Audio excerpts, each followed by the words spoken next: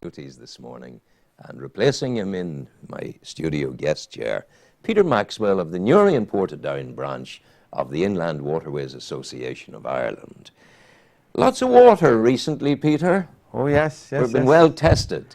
Oh, it was horrendous. You had Tom on last week. Probably Tom's told you great. some stuff. Nice about fellow, it. Tom. Oh, he is. Yes. Yeah, yes, he's got away with him, and he's come lately to canals, but he's totally dedicated to the canal scene. You know. He's our on-sack now. On-sack? Yes, oh, indeed, yeah. yeah. You have a good, strong coterie. You have about 45, 50 people. Yes, that's right. Yeah, but it's significant that these are people who work. They're out with you in all winds and weathers. Yes, indeed. Properly kitted up and ready to do business. Oh, yes. Oh, you have to have all the gear on these days, you know. Yeah. How's it been this week? What's it been like? This week's not been too bad. I was over in Scotland at a conference with the CIRB, it's called. We do tell these fellows to be quiet. Please be quiet there, please. That's important.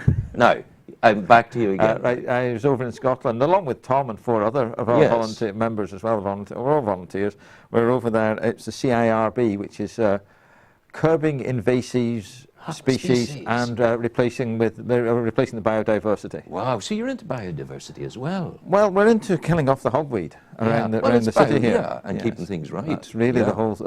We're only really interested in the hogweed. Yeah, kill the hogweed. Yeah, they're interested in other plants like knotweed and that Himalayan balsam and rhododendron. Rhododendron as well. It's been the traditional yellow one and our purple one. Yes. And we're looking at the hogweed. What is so bad about hogweed? Well, some people think it looks pretty. I don't think it looks pretty at all. But anyway, I presume one knows what it's like. It's a big green thing with fingery leaves and a huge white head when it flowers. The sap off it, when it gets onto the skin, it reacts with the DNA in your skin, and you lose the pigment? No, it's not. No, it's not actually the pigment. It's the sunlight. Serotonin? No, it actually reacts with it and allows the sunlight into your skin. So it's the possibility of bringing on cancer. Well, certainly, it definitely brings on blisters. Yeah. There's no doubt about that. As soon as you go, but you don't know you've got it until you do get sunlight on it, and it can recur. We've had talking to somebody there who recurred 2 months after. Yeah. And so obviously, you guys in working with it and girls working with it. You do need to be careful. Oh yes, we wear these big white suits like they see on those crime things on TV with all the gear and everything. Absolutely. And people think we're spraying it with a hugely toxic chemical. That's why we have the suits. But you're frightened of the hogweed. It's the hogweed is what the suits for, to protect us from the hogweed. I have this vision of a marching army of hogweed. Boom, boom, boom, boom, boom, well, boom, boom, boom. Similar to a triffid, you mean? Yes. It will march. Each seed head has 15,000 seeds on it. Each head? Yes. So off they go. Now, as far as we've concentrated on the canal, which is from Carnbane down to Sands Quay now, to Sands Mill there, and also its feeders, and about 150 metres each side. Another from the Tandragee Road to the river, and up the Bestbrook River a bit. And this year, we believe there were no flowering seed heads in that area. Peter, you've done good work there, but could you ever have envisioned or imagined those years ago, not so many years ago, when you were in South Georgia and down in the Southern Ocean in your beautiful boat Mithril, could you ever thought you would be here doing canal work in Newry? Oh, I imagine I'd be doing some sort of canal work, but I don't know about spraying giant hogweed, really, because it was fairly low on, you'd class it as fairly low on the priorities until you do look at the risk it is to people using the amenity. Yes. No, I didn't really envisage that I'd end up doing that, but I envisaged doing a lot of work along the canal because it was already started before we were down. Yes, of course, and it's nice to have it going on.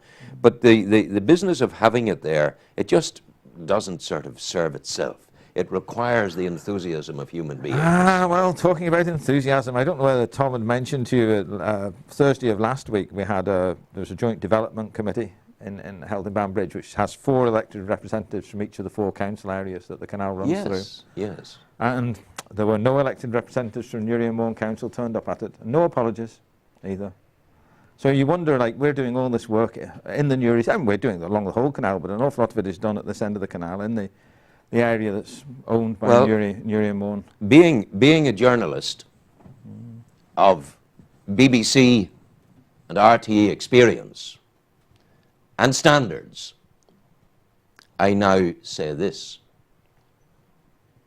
that no elected representative from Newry and Mourne District Council attended the development meeting of the Newry Canal Plan, held where? It was in Banbridge. In Banbridge.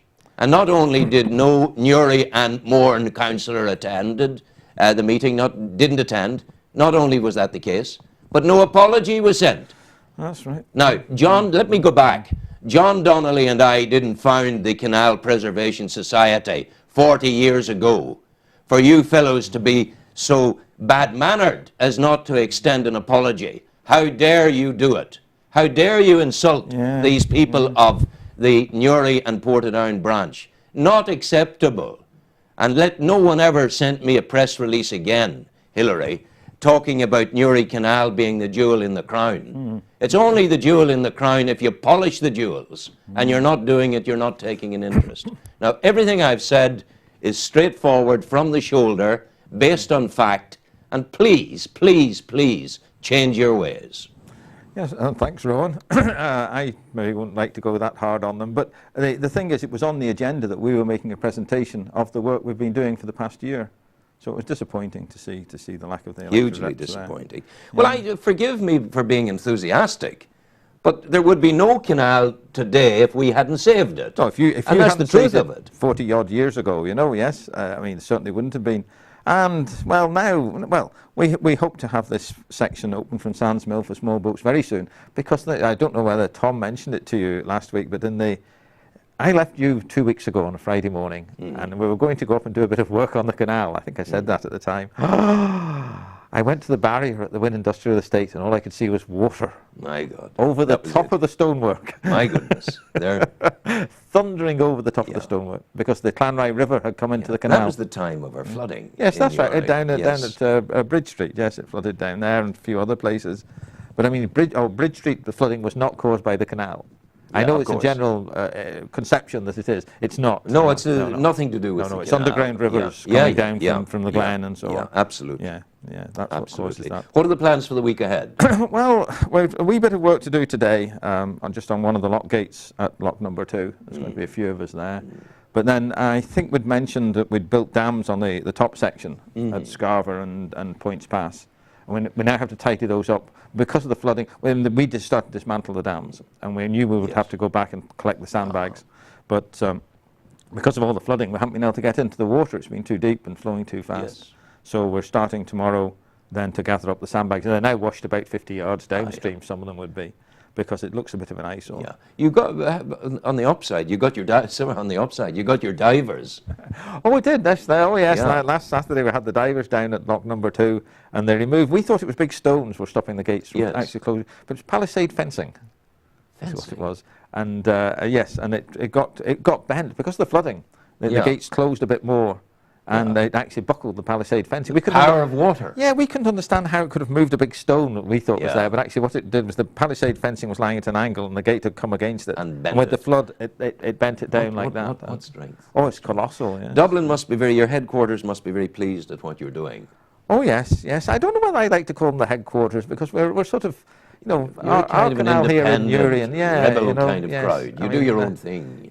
But still, they're the headquarters of the association. Yes, they're the headquarters of the association. And they must look and see that you're making good But remember, we don't have an actual headquarters. The headquarters lies in the house of the secretary or the treasurer, because we've no premises, and we've no full-time employees. Nobody gets paid.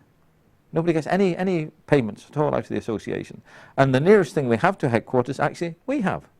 Because up at the Sluice Keeper's Cottage on the summit level, Armagh District Council signed the lease on Monday evening of this week, and we hope to be in there, hopefully within the next 2 weeks. We hope to start packing the stuff in with displays. We've bought a lot of display equipment, a lot of display material, and we want the local community to come in with their stuff as well. And it'll be marvellous to have that as a proper premises. I think it would be lovely at this point to extend to the councillors who were so roundly castigated by me a moment ago, to say to those councillors of Newry and Mourne, those public representatives, please, please, first of all, come into the studio and sit down and hear what's going on and talk about what's going on and be enthused and excited about what's going on and take a pride in these people who are polishing the jewel that is in the crown of Newry and Mourne Council, and that jewel is the canal.